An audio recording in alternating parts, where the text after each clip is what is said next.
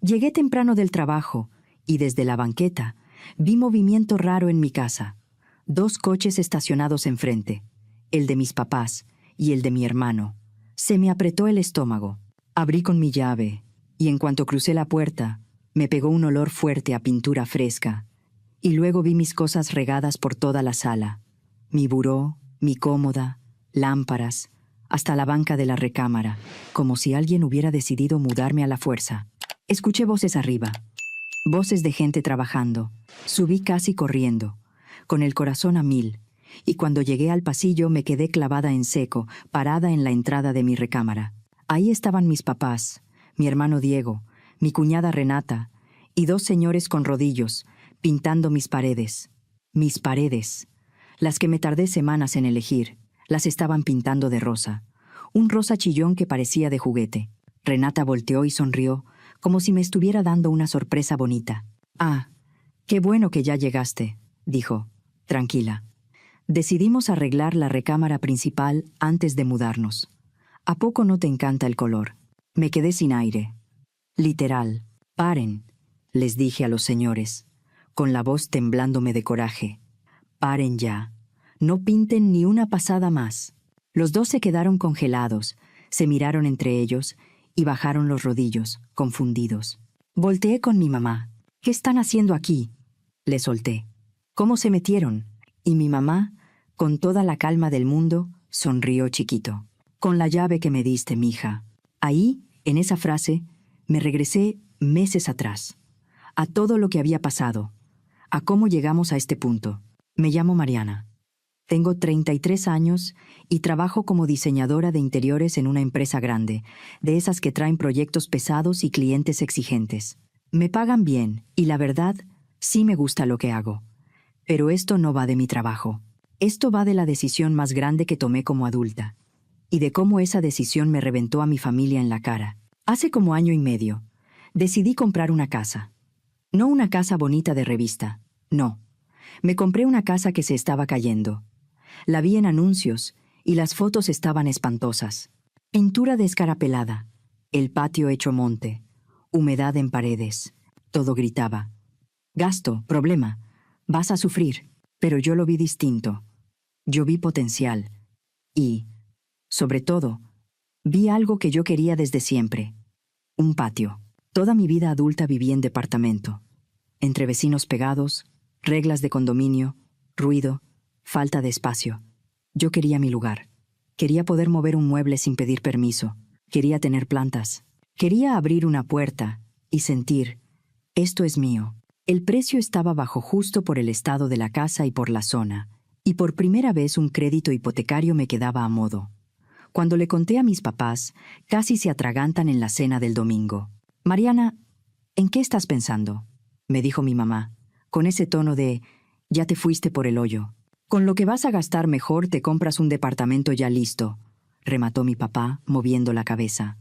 «Esa casa te va a chupar el tiempo y el dinero». Diego, mi hermano menor, también se metió.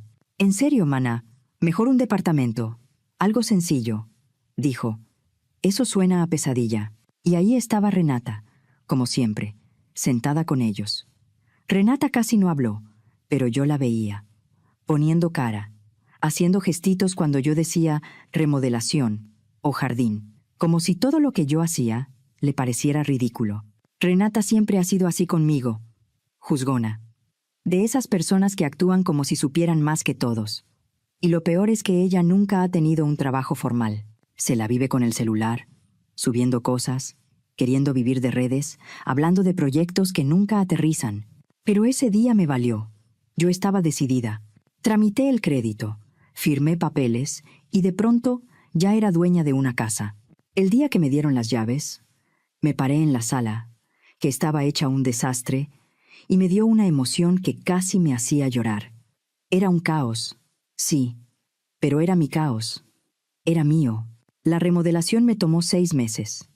6 meses pesados, cansados, caros. Hubo cosas que hice yo, porque también me gusta meter mano. Pintar, decorar, limpiar el jardín, elegir detalles. Pero lo grande lo contraté. Y aquí viene algo importante. Por mi trabajo, yo trato seguido con cuadrillas, maestros, gente de obra que ya me conoce. No era cualquier cosa, pero sí me echaron la mano con la mano de obra. Me cobraron mucho menos de lo normal porque trabajamos juntos en proyectos todo el tiempo. Me ahorré decenas de miles de pesos con eso. Me la pasé entre ferreterías, tiendas de pintura y casas de materiales. Mis fines de semana eran arrancar alfombra vieja, escoger colores, aprender de tubería a la fuerza, pelearme con fugas, cargar cajas, barrer polvo. Hubo momentos en que dije, ¿qué estaba pensando? Como cuando me dijeron que la instalación eléctrica estaba mal y había que cambiarla casi completa. O cuando en plena temporada de lluvias se soltó el agua 3 días seguidos y me di cuenta de que el techo tenía una filtración. Me quería dar algo, pero, poco a poco, todo se fue acomodando. Las paredes agarraron vida con pintura nueva. El piso quedó precioso después de arreglarlo. Cambié llaves, lámparas, accesorios. La cocina pasó de triste a decente. ¿Y el patio? El patio dejó de parecer selva y se volvió un espacio bonito, con plantas y una mesa donde yo me podía sentar en paz. Cada semana se veía un poquito mejor y yo me sentía más orgullosa. Y entonces decidí hacer una reunión para estrenar la casa. Nada exagerado, algo sencillo para que la gente viera el resultado. Fui a casa de mis papás a cenar y, como siempre, ahí estaban Diego y Renata. Ellos rentaban un departamentito chiquito y cada fin de semana caían con mis papás como si fueran su segunda casa. Mis papás también viven del lado norte del Valle de México, así que se les hacía facilísimo. Terminamos de comer y les solté la noticia. El sábado voy a hacer una reunión para estrenar la casa, dije. Quiero que vayan. Ya quedó. Renata soltó una risa que no era risa bonita. Era una risa de burla. De esas que te pican. Yo ni loca voy a meterme a ese chiquero, dijo, todavía riéndose, como si hubiera dicho lo más gracioso del mundo. Me quedé helada. O sea, ¿quién dice eso? Renata, remodelé todo, le dije, respirando hondo, para no explotar. Pero si no quieres ir, no vayas. Ahí sí se le borró la sonrisa. Se puso roja, apretó la boca y ya no me habló en toda la noche. Se quedó con cara de niña enojada. Mis papás y Diego se incomodaron, pero prometieron que sí irían. Aunque, si soy honesta, sonó más a compromiso que a emoción. El sábado, la reunión era a las 6. Llegaron mis compañeros, mis amigos y hasta unos vecinos que me habían visto en la obra. Todos entraban, miraban alrededor y se les salía el «qué bonito». Me preguntaban por los colores, por los materiales, por cómo le hice con el patio. Me echaban porras y yo me sentía feliz, por fin. Pero mi familia no llegaba. Pasó una hora, hora y media. Ya me estaba haciendo a la idea de que me habían dejado plantada cuando escuché coches detenerse afuera. Me asomé y vi a mis papás, a Diego y a Renata bajando. Venían con cara de a ver con qué nos vamos a encontrar, como si esperaran ruinas. Pero apenas entraron, les cambió la cara. «Mariana», dijo mi mamá, mirando alrededor con los ojos bien abiertos. «Qué bonito te quedó, de veras». Yo sentí algo que no sé cómo explicar, como un «ya ven», por dentro, como alivio, como una victoria pequeña. Mi papá caminó despacio, tocó una pared, miró el piso. Hasta él se veía impresionado, aunque no lo dijo. Diego estaba igual, viendo todo como si no lo creyera. Y Renata. Renata no estaba admirando nada. Renata estaba buscando fallas. Se agachaba a ver esquinas, pasaba el dedo por una repisa, se quedaba mirando la pintura como queriendo encontrarle defecto. Daba pena ajena. Luego desapareció un rato. Subió. Cuando bajó, alzó la voz lo suficiente para que la escucharan los que estaban cerca. «El color de tu recámara principal está horrible», anunció. «Yo lo volvería a pintar». Yo la miré y sonreí. «Tranquila. Cuando tengas tu casa, puedes pintar las paredes del color que quieras», le dije. «Hasta rosa, si quieres». La gente que estaba cerca se quedó en silencio un segundo, porque todos sabían que Renata era obsesiva con el rosa. Todo lo quería rosa. Ropa, uñas, celular, decoración, todo. Renata se puso roja, pero roja de coraje. «Vámonos, Diego», soltó, seca, y se fue directo a la puerta. Diego me miró con cara de perdón, pero la siguió. Mis papás se quedaron unos segundos más, incómodos, y luego también se fueron, con esa expresión de vergüenza ajena y decepción que te pesa, aunque no digan nada. La reunión siguió sin ellos, y la verdad, estuvo mejor así. Menos tensión, menos caras. Después de ese desastre, yo pensé que mi familia iba a necesitar tiempo, pero mi mamá me sorprendió. Una semana después, me llamó y me dijo, con voz bajita, ¿puedo ir a tu casa el fin de semana? Nada más tú y yo. Me dio mucha pena cómo acabó todo. Quiero verla bien, sin drama. Accedí. Ese sábado llegó y por primera vez en mucho tiempo, la pasamos bien. Caminó por la casa sin prisas. Me preguntó por qué elegí tal color, tal lámpara, tal mueble. Me felicitó varias veces. Hicimos café en mi cocina nueva y me dijo algo que no me esperaba. Tu papá y yo estábamos equivocados, admitió. Sí sabías lo que hacías. Me supo bien. Mucho. Y cuando ya se iba, hice algo que venía pensando desde antes.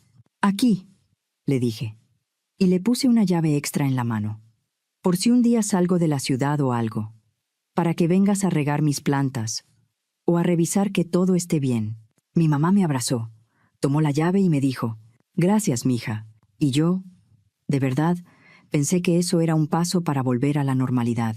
En los siguientes meses, mi mamá fue varias veces. A veces llevaba cosas del súper y cocinábamos juntas. A veces nada más se daba una vuelta para platicar. Se sentía bonito tenerla cerca sin pleito. Mi papá estaba como a medias. No me buscaba mucho, pero tampoco me borraba del mapa. ¿Y Diego y Renata? Casi nada. Diego mandaba algún mensaje de vez en cuando, como si quisiera mantener contacto sin hablar de lo importante. Renata ni me hablaba. Y a mí, me daba igual. Pasaron 4 meses así. Yo ya tenía mi rutina. Amaba mi casa. Estaba bien en el trabajo. Salía con alguien sin compromiso. Sentía que la vida, por fin, se me estaba acomodando. Hasta que mi mamá me llamó un jueves por la noche. Traía una voz rara, suave, como midiendo cada palabra. Mariana, ¿quieres venir a cenar el sábado? Ya tiene rato que no estamos todos juntos. Algo en su tono me prendió la alarma, pero dije que sí. Extrañaba esas cenas familiares y pensé que ya había pasado suficiente tiempo para que todos se comportaran como gente. El sábado, llegué a casa de mis papás. Diego y Renata ya estaban ahí, como siempre. Mana, dijo Diego cuando entré. Estaba demasiado amable, demasiado sonriente. Eso me puso en guardia, de inmediato. Renata apenas me miró, pero al menos no me estaba fulminando con los ojos. Nos sentamos a cenar. Mi mamá había hecho estofado de res, del que queda bien, de casa. Al principio, la plática fue forzada. Puras preguntas seguras. El trabajo, el tráfico, el clima. Nadie quería tocar lo que dolía. Yo estaba contando una anécdota de un cliente difícil cuando mi mamá dejó el tenedor y me sonrió con esa misma vocecita suave. Mariana, quería hablar contigo de algo. Todos dejaron de comer. Diego también sonrió, con la misma sonrisa que me ponía de niña cuando quería que yo le prestara algo. Mi estómago se fue al piso. La renta de Diego y Renata termina pronto, empezó mi mamá. Y con cómo está todo, con lo de su trabajo, se les está complicando encontrar algo que puedan pagar. Yo ya sabía, clarito. Entonces pensamos, siguió mi mamá, que tal vez podrían quedarse contigo un tiempo, solo mientras se acomodan. Algo temporal. El silencio fue pesado. Todos me veían como si yo tuviera que decir sí por obligación. Respiré. No, dije. No quiero a nadie viviendo en mi casa. La cara de mi mamá se cayó. Mariana, no es cualquier persona. Es tu hermano y su esposa. Lo entiendo, le dije, sin gritar. Pero sigue siendo no. Renata se acomodó en la silla y por fin habló, con esa voz que usa cuando quiere lastimar. Yo siempre supe que eras bien egoísta y bien altanera. La miré directo. Qué raro, le contesté, porque yo me acuerdo perfecto que en mi reunión dijiste que no ibas a pisar mi casa, que era un chiquero. Renata se encogió de hombros, como si nada. Pues, si es gratis, supongo que lo aguanto. Me dio un coraje que me calentó la cara. Diego entró con su historia. Mana, entiende. En mi trabajo están recortando gente y a mí ya me bajaron el sueldo. Estamos batallando. Lo vi a él y luego a Renata. Entonces que Renata trabaje también, dije, sin adornos. En vez de estar todo el día con el celular. Renata se puso roja. ¿Cómo te atreves? Estoy diciendo lo obvio. Seguí. Si está apretado, los dos adultos deberían aportar. Ahí fue cuando Renata se quebró. Se soltó llorando, dramática, y se salió del comedor. Escuché sus pasos subiendo las escaleras. Se metió a mi antiguo cuarto, el que antes era mío cuando yo vivía con mis papás. Diego se levantó de golpe. «¿Ya ves lo que haces?», me reclamó, y salió corriendo tras ella. «De veras, Mariana, a veces no piensas». Mis papás se quedaron viéndome con esa cara de «nos fallaste», que te hace sentir chiquita aunque tengas 30 y tantos. Yo acabé de cenar lo más rápido que pude, y me fui. Después de eso, se hizo un silencio total. Nadie me habló, nadie me escribió, nadie me invitó a nada. Fue como si me hubieran borrado. Pasó un mes sin una sola palabra. Ni una invitación de mi mamá para cenar. Ni un mensaje de Diego. Nada. Y, siendo honesta, me dio paz. Yo no quería más chantajes, ni más presión para meterlos a mi casa. Yo tenía mi vida. Mi casa se sentía más mía que nunca. Invitaba amigos a cenar, hacía proyectos pequeños, movía cosas a mi gusto. Nadie se aparecía a opinar. Hasta que un martes, todo se volteó. Ese día, yo tenía una cita con una posible clienta a las 2 de la tarde. Un proyecto grande, buen dinero. Pero, como a las 11:30, me llamó y me dijo que tenía una emergencia familiar y que necesitaba reagendar. No había problema. Pensé usar el tiempo para papeleo, pero me di cuenta de que había dejado unos documentos importantes en casa. Entonces decidí regresarme y trabajar desde ahí el resto del día. Me lancé antes de que se pusiera pesado el tráfico. Ese día, Periférico se dejó un poco. Llegué como a mediodía, 3 horas antes de lo normal. Cuando doblé hacia mi calle en Naucalpan, vi 2 coches estacionados frente a mi casa. El de mis papás y el de Diego. Lo primero que pensé fue, pasó algo grave. Pero luego pensé, si fuera grave, me habrían llamado. Abrí la puerta con mi llave y vi el desastre. Mis muebles fuera de lugar, mis cosas en el pasillo, el sonido de gente trabajando arriba. Subí y los encontré en mi recámara pintando de rosa. Ahí fue cuando exploté. «¿Qué está pasando aquí?», grité. «¿Qué se creen?». Todos brincaron. Uno de los señores se quedó con el rodillo en el aire. Mis papás se veían culpables. Diego parecía atrapado, pero Renata seguía sonriendo. «Ah, qué bueno que ya llegaste», repitió, como si lo hubiera ensayado. Decidimos arreglar la recámara antes de mudarnos, para que estemos cómodos. «Paren ya», les dije a los señores, clavando la mirada en ellos. «En serio, deténganse». Bajaron los brazos. Yo volteé con mi mamá. «¿Qué te pasa? ¿Cómo entraste?» Y mi mamá, con una sonrisa que me dio coraje de otra forma, me dijo, «Con tu llave, mija. Somos familia. Y sabíamos que ibas a querer que Diego y Renata estén a gusto cuando se muden». «¿Que se muden?», repetí, sin creerlo. Yo les dije que no. Bien claro. Mi papá se cruzó de brazos. «Sabíamos que ibas a recapacitar», soltó. «Siempre acabas haciendo lo correcto». Ahí sí se me acabó la paciencia. «Lo correcto sería respetar un no», les dije. Se metieron a mi casa sin permiso. «Están destruyendo mi recámara. Se van. Ahorita». Renata se puso seria. «Estás exagerando». «Renata, ya», le dije, y me sorprendió lo firme que me salió. Luego miré a todos. «Se van ya, o llamo a la policía».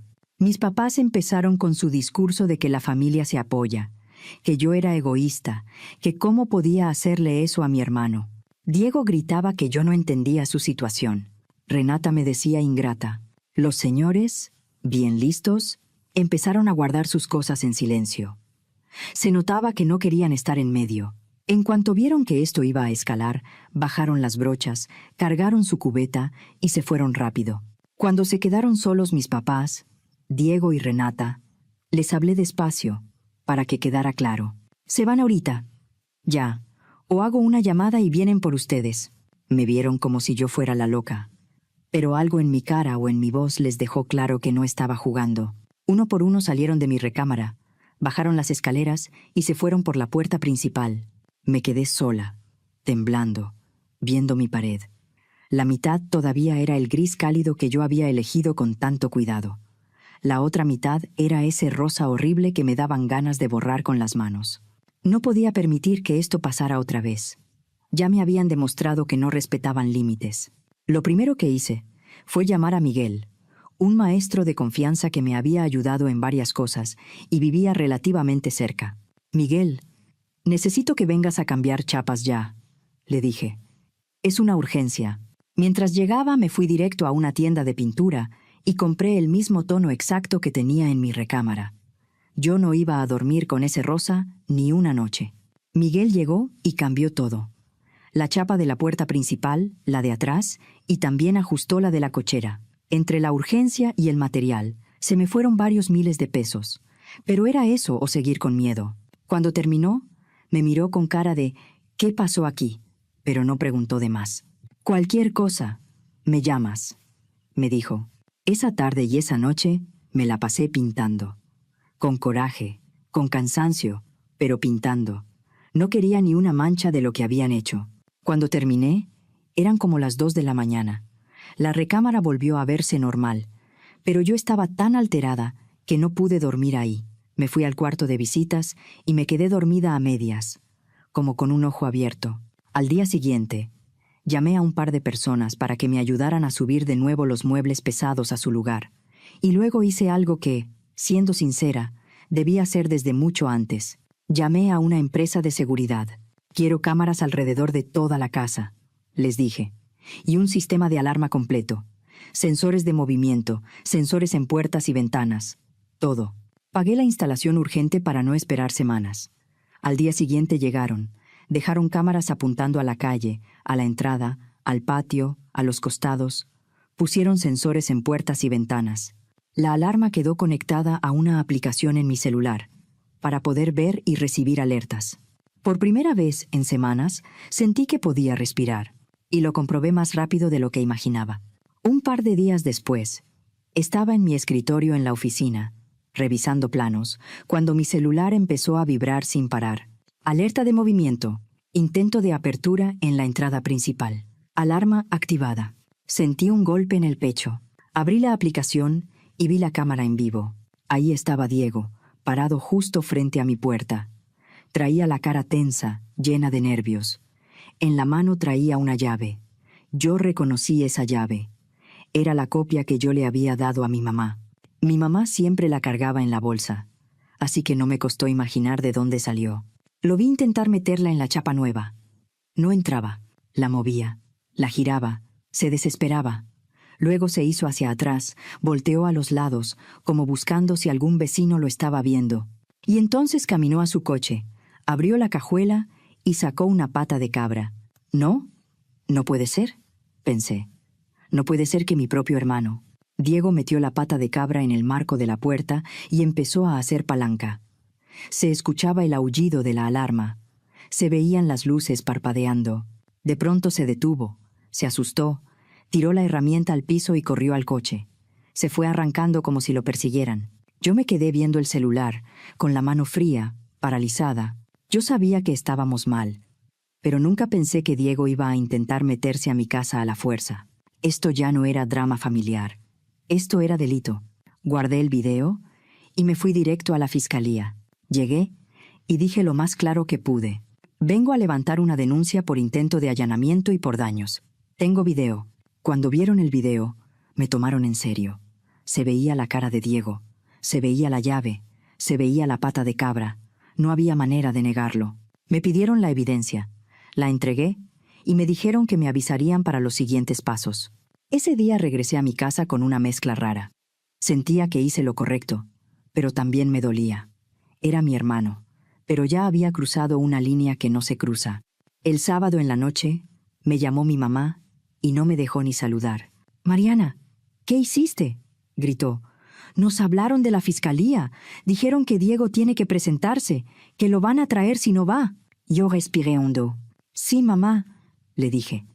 Diego intentó meterse a mi casa. «Tengo video. Ve y quita eso», me suplicó, llorando. «Es tu hermano». «Pues mi hermano no debió intentar tumbar mi puerta con una pata de cabra», le contesté, lo más calmada que pude.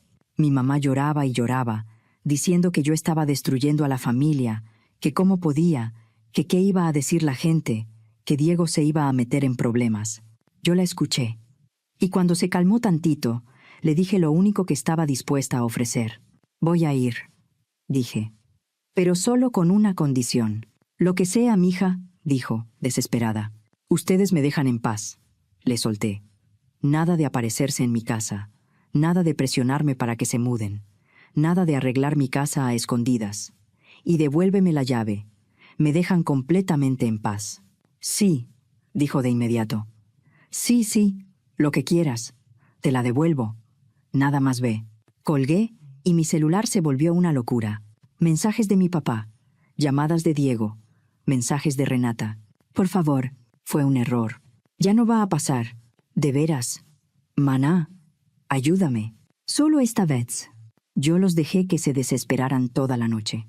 Al día siguiente, fui a la fiscalía y pedí que ya no siguiera el proceso. No quería más vueltas. No quería más contacto. No quería seguir cargando con eso.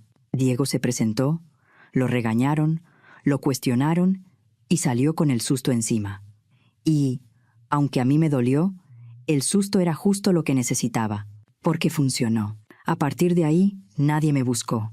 Ni mi mamá, ni mi papá, ni Diego, ni Renata. Nada. Pasaron 6 meses de paz absoluta. 6 meses en los que llegaba del trabajo y mi casa estaba como yo la dejé.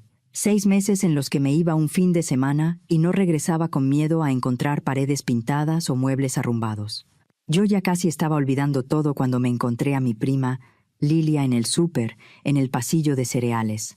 «Mariana», dijo, con ojos abiertos, y me abrazó.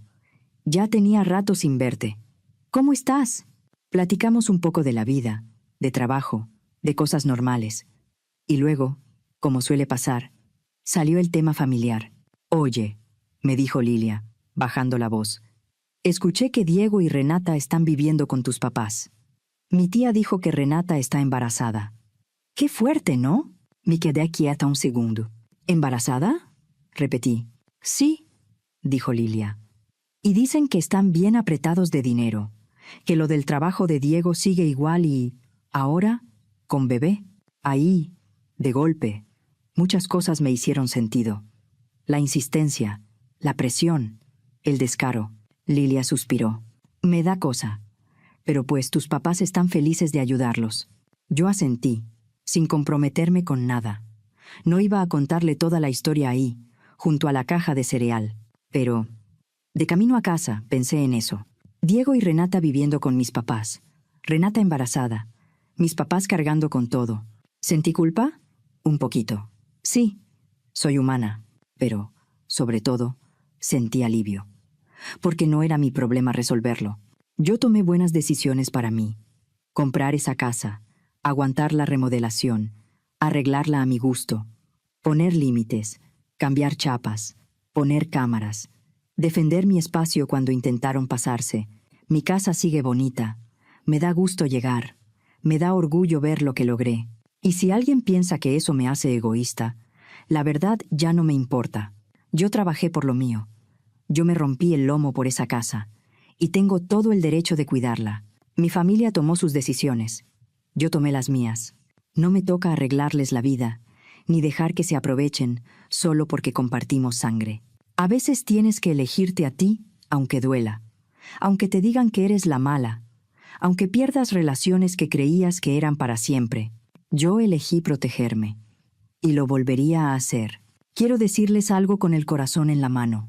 Gracias por escuchar mi historia y por acompañarme, aunque a veces diera coraje o tristeza. Yo entendí, a golpes, que querer a la familia no significa permitir que te invadan la vida, tu casa o tu paz.